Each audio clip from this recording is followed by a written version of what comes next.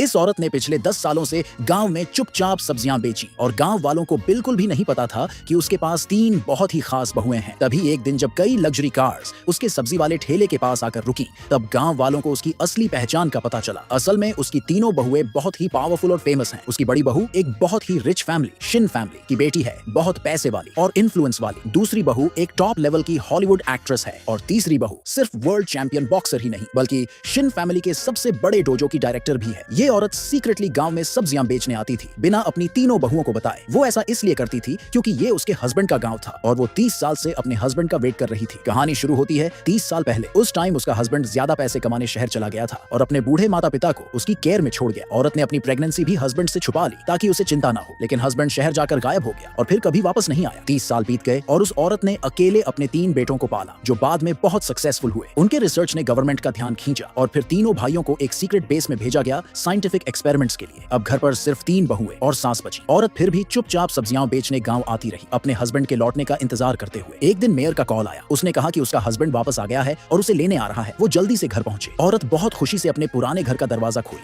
लेकिन तभी एक अननोन औरत ने उसे धक्का दिया। वो अननोन औरत उसके पति की मिस्ट्रेस थी। हकीकत ये थी कि 30 साल पहले उसका हस्बैंड उसे धोखा देकर चला गया था। अब वो वापस इसलिए आया था ताकि डिवोर्स करके उस मिस्ट्रेस से शादी कर सके। इस औरत ने कभी इमेजिन नहीं किया था कि 30 साल तक वेट करने के बाद, इतनी मुश्किलों में पूरी फैमिली को संभालने के बाद उसका हस्बैंड ऐसे धोखा देगा। उस आदमी को बिल्कुल भी गिल्ट नहीं था क्योंकि उसकी मिस्ट्रेस ने उसे एक बच्चा दिया था और अपने सारे पैसे लगाकर उसका बिजनेस शुरू करवाया था। मिस्ट्रेस ने उस औरत का मजाक उड़ाया, बोली कि तू तो बस सब्जियां बेचती रही, कभी अपने हस्बैंड की हेल्प नहीं की। आदमी ने उस औरत को उसकी गरीबी और कमजोर हालत में देखा और सोचने लगा कि अब वो उसकी बीवी कहलाने के लायक नहीं है। उसने उसे $1 लाख दिए और बोला कि जल्दी से डिवोर्स पेपर्स साइन कर दे। औरत ने पैसे लेने से मना कर दिया तो आदमी ने गुस्से में आकर बॉडीगार्ड्स बुला लिए ताकि वो जबरदस्ती उससे साइन करवा सके। मिस्ट्रेस ने एटीट्यूड से कहा कि अब तो फर्क साफ दिखता है, उनका इलेजिटिमेट बच्चा जल्द ही चेन फैमिली की दूसरी बेटी से शादी करने वाला है जो सबसे रिच फैमिली है और अब वो लोग चेन फैमिली के रिश्तेदार बन जाएंगे। मिस्ट्रेस ने उस औरत को जोर से थप्पड़ मारा और बोली कि जल्दी साइन कर दे। मूड अच्छा हुआ तो शायद 30 साल की मेहनत के बदले थोड़ा पैसा दे देंगे। औरत ने खुद को छुड़ाया, डिवोर्स कॉन्ट्रैक्ट फाड़ दिया